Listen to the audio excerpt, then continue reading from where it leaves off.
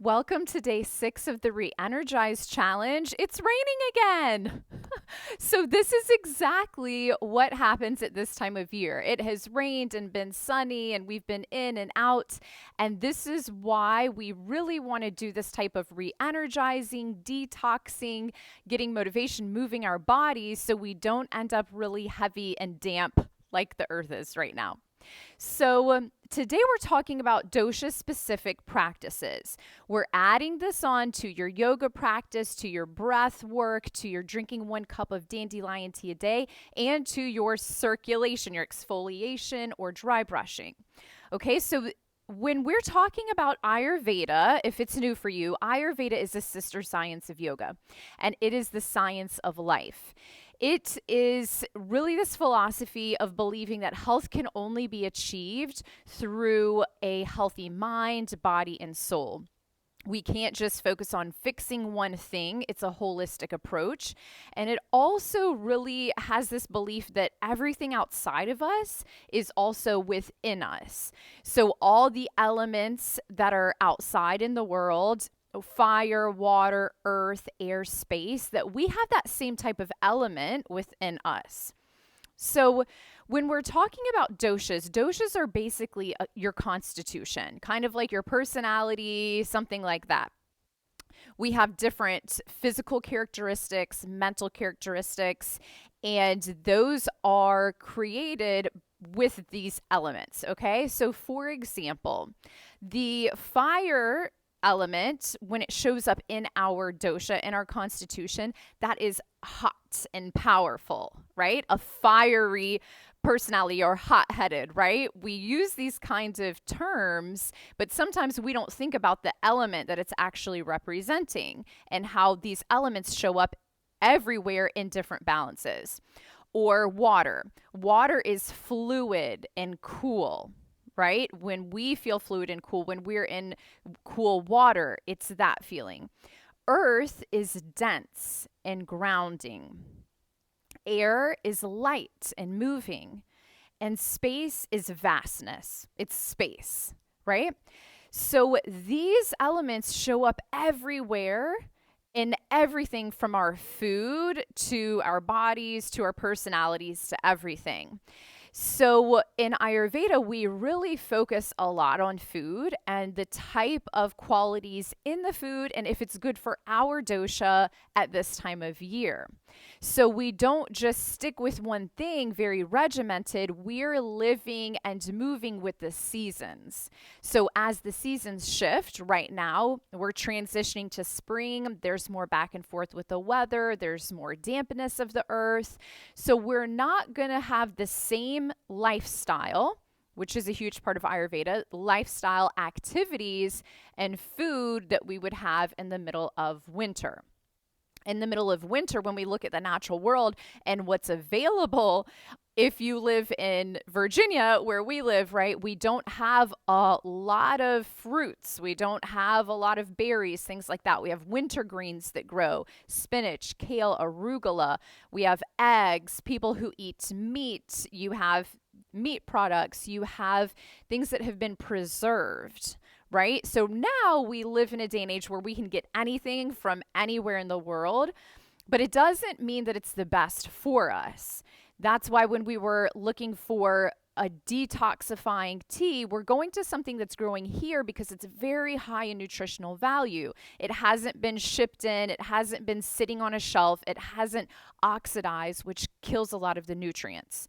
Okay? So when we're bringing in dosha specific practices, they're going to be slightly different depending on you.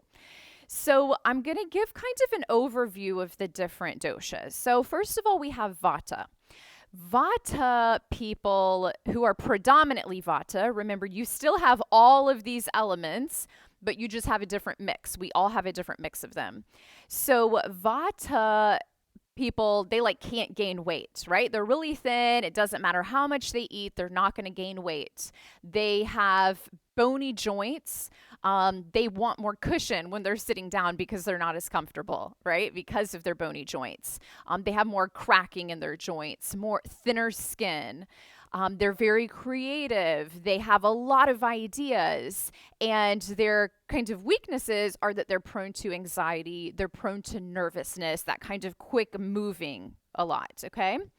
Um, Pitta Pitta is like the athletic build. Like they can build muscle pretty easily if they work out. They are very driven. They are like the entrepreneurs, right? The people who like structure and they are organized and they can make things happen.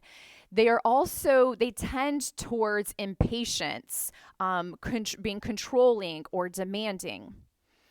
Kaphas are like the people that if they just look at food, they're going to gain weight. They gain weight very easily. They're rounder, they're like squishier.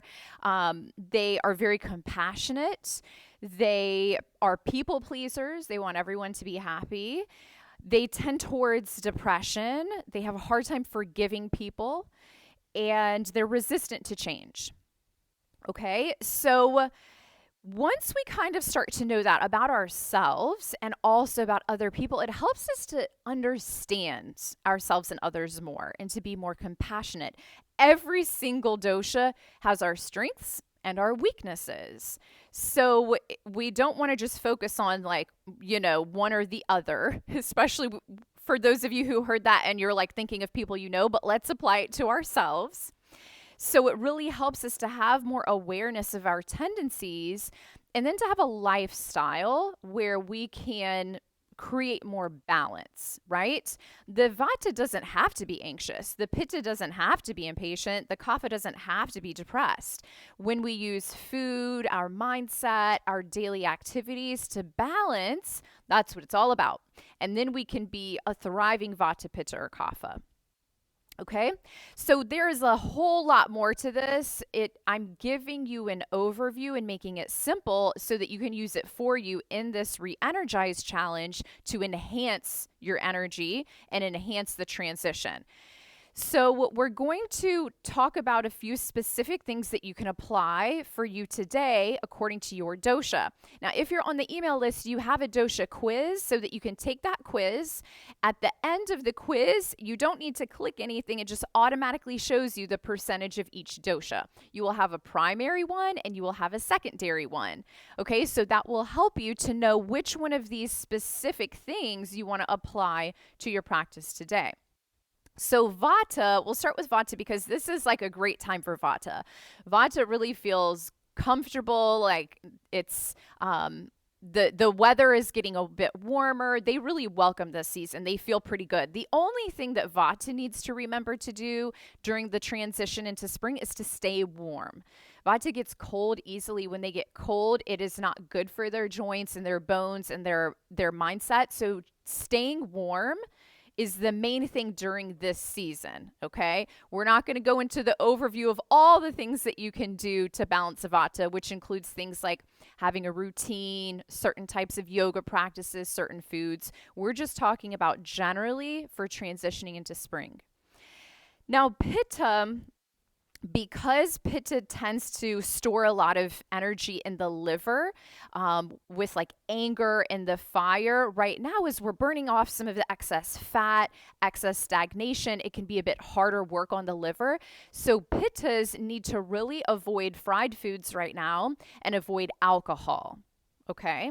Those are the main things. And really eating more sour and bitter foods to help to move everything, right? To flesh out the system. Kaphas right now want to consume warm spices. So warm spices are things like cinnamon or cayenne. It's pretty simple if you think in terms of like spiciness, but it's also things that maybe don't just come right away to your mind, like cinnamon. Things that are going to kind of warm up the body and keep it dry, because this is like kapha season, right? So it can be really easy to feel heavy and low and depressed and not want to move. So kapha really needs to consume warm spices, diuretics like dandelion tea. You can definitely up to 2 cups a day now for that. to exercise. You're not going to feel like it. So you've got to get in the right mindset and get up and move your body. Everyday exercise, okay? And light bitter foods for kapha right now. So not consuming potatoes and a lot of meat and these kind of really heavy foods. You want lighter foods like winter greens are perfect. Green juices are perfect.